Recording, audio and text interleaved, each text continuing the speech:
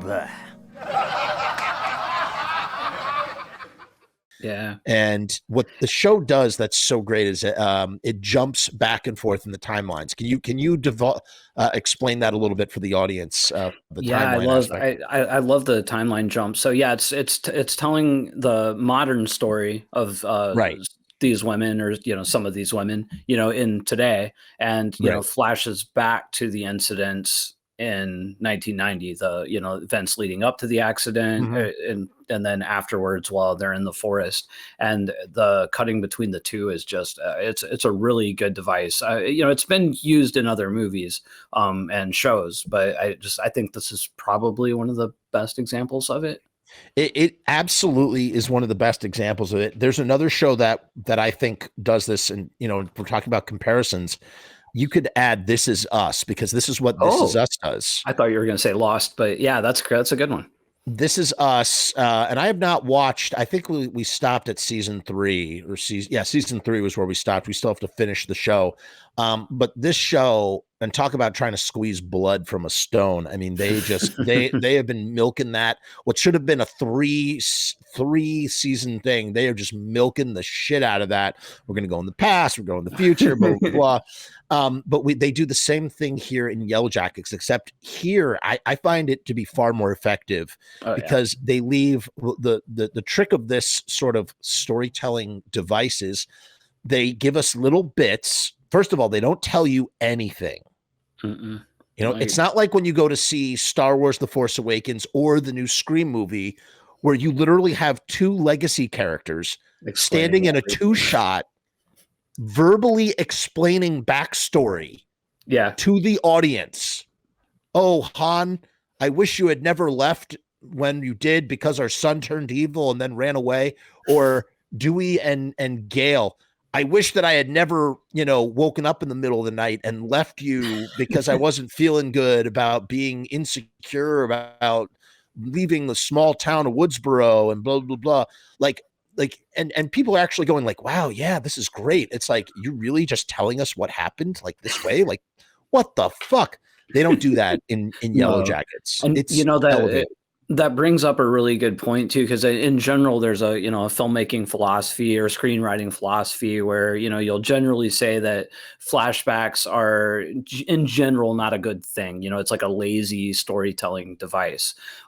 Here is a perfect example of a flashback structure used correctly and used to deepen the narrative and the characters, and to work in conjunction with the modern story to create something greater than the whole. If this just would have been 100% agree with you. Like if they would have done like season 1, season 2 past, and then went on and did the future stuff separated, it would not be as strong. It's stronger together, and it's right, because of how it works together. It's really brilliant the way it's structured. You can juxtapose moments in time to show how one moment at time affects another. Exactly. It's another moment of time. And so here's the thing. We talked in our last show, we talked about how voiceovers are just like really lazy storytelling and terrible, but they can be used incredibly effectively when they're done so to flesh out character like they do in Dexter. We fall in love with Dexter. We fall in love with Joe. I don't know if you watch You. Yeah.